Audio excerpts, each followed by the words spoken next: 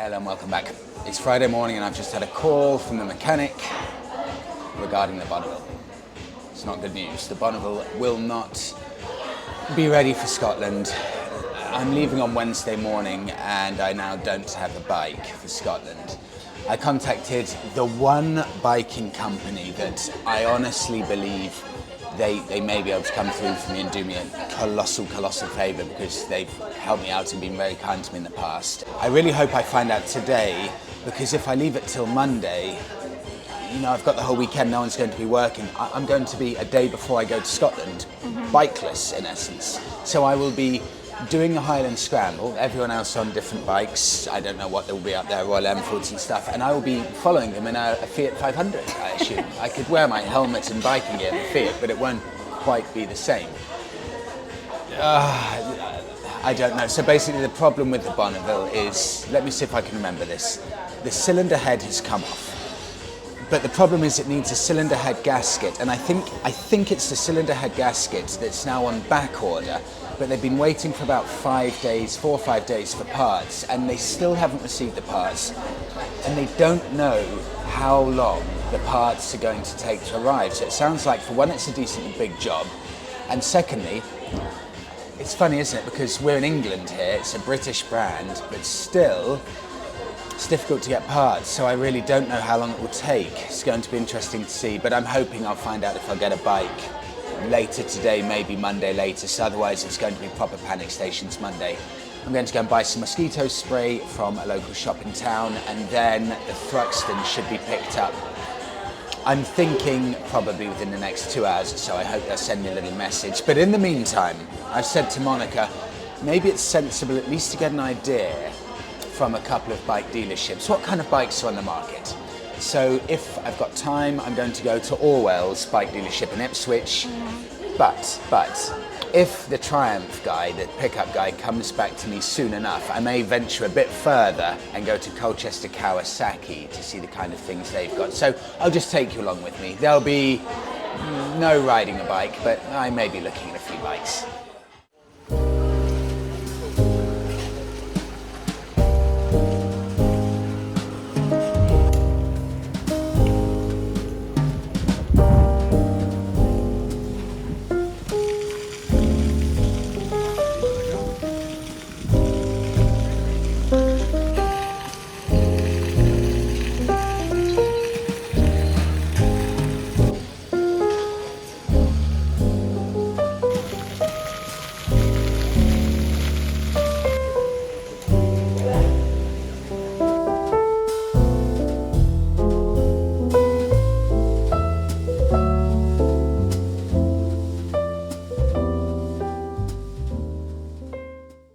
Finding myself anxiously checking my phone about every 10 minutes to see if anyone's replied and if I'll get my first bike of choice.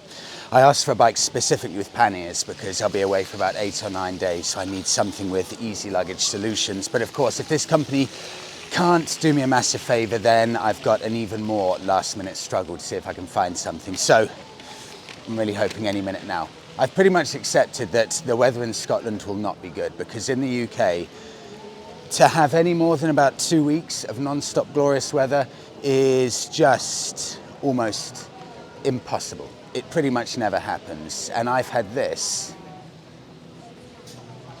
23 to 28, 29 degrees for about the past 10 days or so. So for it to last through to next week in Scotland, I think it's pretty much impossible. The weather I can deal with. If it's cold and grey, that is what Scotland's famous for, the moody weather, and I'm fine with that. But I do need a bike. So I'm really hoping I get a call today at some point. I've had an update from the mechanic. He sent me this pic. I'll put it up here. The bike's in pieces, awaiting parts, but he did inform me, Kingdom Motorcycles, Dom from Kingdom Motorcycles, that it looks a lot worse than it is. So yeah, it looks initially scary, but I'm hoping as soon as the parts hit, it's a fairly simplish job. I've had a lot of people, really a lot of people, giving some very, very interesting feedback and insight about the best thing to do. A lot of people have said that you can effectively re-thread the sheared, or the whatever you call it, shorn thread. Can't even think the right term. The thread that's gone in a motorbike engine, and you can almost do it yourself with helicoil. But equally, a few professionals that I've spoken to have also said that it can be dangerous letting bits of metal go into the engine if you don't do it right and if you don't get it at the right angle. So about 50% of individuals and professionals have said just helicoil it, you don't need anything specifically doing to the head. And the other 50% of people have said, no, if you want it done properly and a permanent fix, then helicoil probably isn't the right way to go. So of course I have to completely trust the mechanic I'm using, Kingdom Motorcycles, and he said the only way you can really do a proper fix on this is to do it properly, take the head off, get everything redone, and that's what he's doing. And that's why it's taking longer, because I'm getting a number of different parts from different areas and they're on back order. So I'm sure it'll be way more expensive than helicoil, which I think, from what people have told me, could be just £15. And I know people do it themselves, but I just don't know if I trust myself or not. So I'll keep you posted with the costs and how the bike is. I'm assuming it will be as new again. I'll give you an update as well. I wanted to kind of keep it a secret, but I don't know if I'm getting the bike or not. So it's Royal Enfield I contacted, and I specifically asked for a Himalayan with panniers to do the trip on, because I think there are a lot of Royal Enfields on the Highland Scramble, and I would love to get back on the Himalayan, because the last time I rode a Himalayan was before I started the YouTube channel. I haven't actually shown one on the channel, so I'd love to be able to do a big trip on it. I'm just waiting to see if Royal Enfield can get me one. And Royal Enfield and their PR company have really bent over backwards and done everything they can to try and get this bike for me. They've been calling me and asking me different options on where I could potentially pick it up. They've been calling different places they know have a few of their pressed Royal Enfields to see if they can get them back early, see if they can drop one off here to me in Ipswich, one in Scotland. They have done everything they can, really. They're just the nicest company to deal with. They will do anything to help out. So even if they don't get a Royal Enfield for me, I'm hugely appreciative. Don't have much time, so I have to see what happens, but they're on the case hugely as we speak now, trying to figure out if it's possible to get me a Himalayan. I've got one slight backup plan, and sorry, I'll show you this in a second. That's why I'm rustling around. One slight backup plan, but I don't know if it's just a spur of the moment thing and if it's serious or not. But Himalayans can be fairly cheap online, and I'm not sure if it's worth buying one off Facebook Marketplace, enjoying the Highland Scramble, and then selling it afterwards. I mean, you can get one for under 3k. Lovely 4 or 5-year-old Royal Enfield Himalayan with panniers, because I need the panniers. They come with lovely hard panniers. And then I can sell it. I could sell it for the same price. That's the reality. Although I may find I like it so much, which I know I do because I've tried one, that I don't want to sell it. So I'm torn. I won't get too excited because I'm not sure if that's realistic, but it's in the back of my mind. I'd have to buy it absolute last minute. Almost buy it and head straight off to Scotland, hope it's good. I've also got that, thanks to your recommendations. Mosquito head net. This almost sounds like I'm being too cautious, but a lot of Scots have also said, yeah, you need one of these.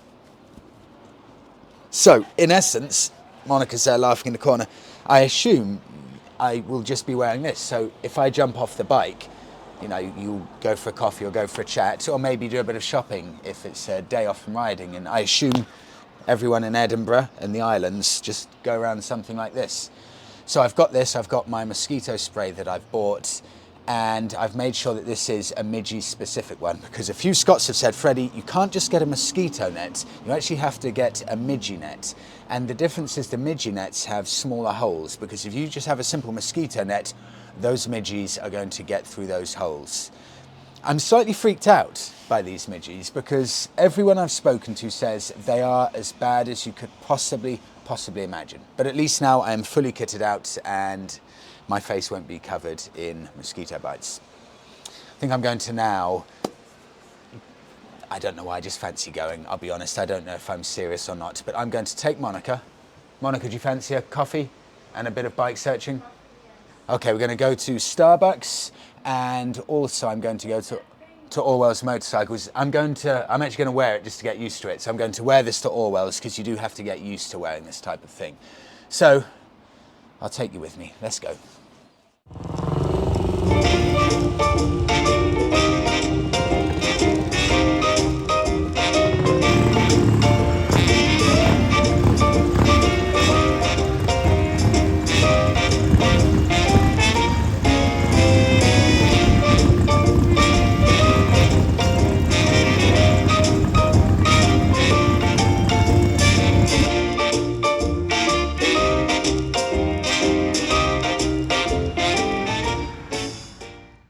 Welcome to Orwell's Ipswich. You know, I can't remember the exact story, but I'm sure Orwell's Ipswich, the original shop, which is somewhere else in Ipswich, maybe a mile away, I'm sure it has some connection to Steve McQueen, because I think when McQueen did the 6-day trials in the 60s, I'm sure something like one of the Triumphs that he was using in the UK, the original founder of Orwell's got his bike set up, him and Bud Eakins, something like that. There's a connection to Bud Eakins, Steve McQueen, and Orwell's of Ipswich. I'm sure the original owner prepared their bikes.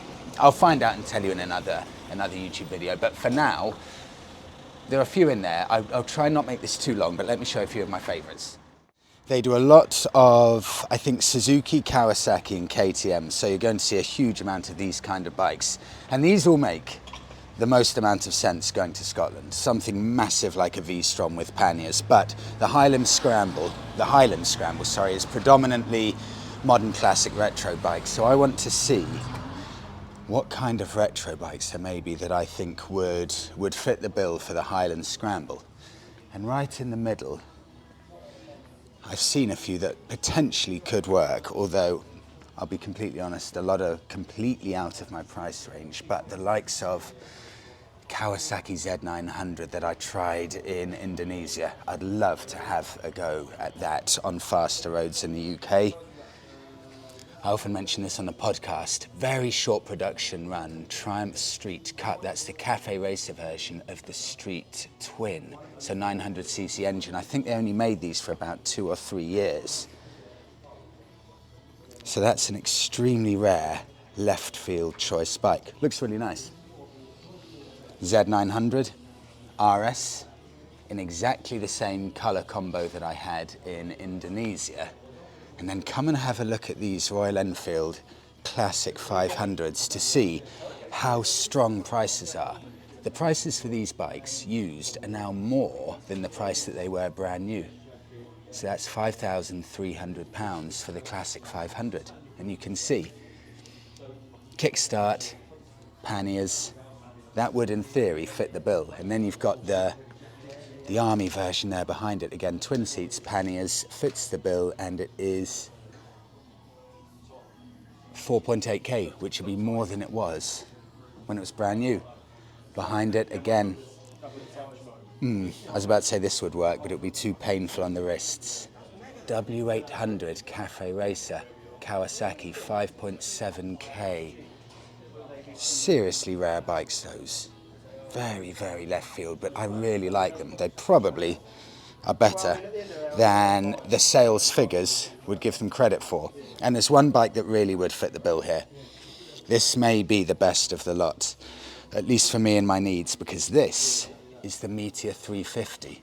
Twin seat, backrest, very, very comfortable for longer journeys. I had this for 2 days in Tenerife and did a lot of mileage on it, and it's a lovely looking bike. Something like that would definitely work. I'll just show you a bit of the rest of the stuff here. Really good sized clothing section over in the corner, including a jacket I really like the look of over there with service reception, so they do all of the servicing. Another Z900, huge amount of KTMs, off-road focused bikes there, which I've never tried in my life, so I would love to have a go at that. And that's the biggest selection of new KTM off-roaders that I've ever seen. RC125s, And then you get over here to the bigger adventure bikes that just won't work for the Highland Scramble, but these obviously with the panniers, the power, the comfort would be the perfect kind of bikes. Kawasaki stuff in the corner. And one final bike I wanted to show you. Again, really good deal on these. These are probably underappreciated bikes. Very simple, meant to be a characterful engine, and the owners will rave about them. That is a Suzuki SV 650X. Now the X is the key here, because that is the Cafe Racer inspired version. That's a really nice looking bike with that stylish frame. Big fan of this, and incredibly good value. Okay, it's a bit of food for thought. The Royal Enfield Classic 500s are, I mean, they're not just future classics, they're almost a classic before their time. To have a bike like that was never a critically acclaimed bike for being a good bike. In fact, most people would say it's not a good bike. But it's built up such a strong following that prices are going up. I mean, it was ancient even when Royal Enfield was selling it, but the strength of the Royal Enfield brand, that you buy a nice one, £5,000 or so. It's incredible. A kickstart bike from a few years ago in here in a dealership, £5,000. They're such sought after bikes now. I'm still thinking the Himalayan would fit my needs best if I were to seriously consider something. I would have loved it if there was one in there, but unfortunately none. It's a lovely place though. Highly recommend it because they've got such a huge selection of bikes. Orwell's in Ipswich.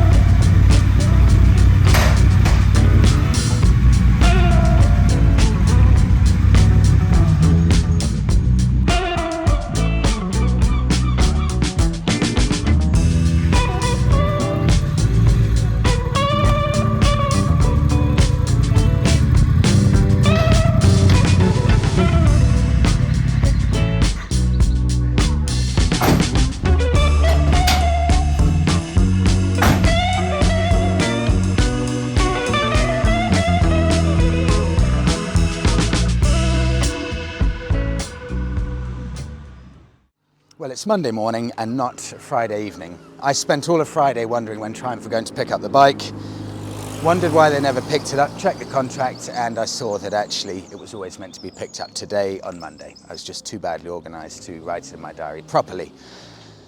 I've now got today and tomorrow to try and get a bike for Scotland. Royal Enfield have been doing all they can. I've got an update over the weekend. There's only one final possible Royal Enfield Himalayan that may work with the coordinated time frame.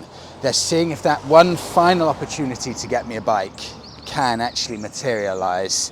Otherwise, the only other options I have, two options. One, don't go to Scotland, which is not an option because I'm desperate to go to Scotland and do the Highland Scramble. And the second option, buy a bike. So I'll have to know within 2 hours, I think, from Royal Enfield if they can get me a bike. Otherwise, I will take you along on my experience of potentially buying a bike for the trip. But no question at all, the bike must be bought by tomorrow latest. I've got 6 bikes in my Facebook Marketplace shortlist. I've got no idea what's going to happen at all. So I'll leave it there and I will see you all in the next one.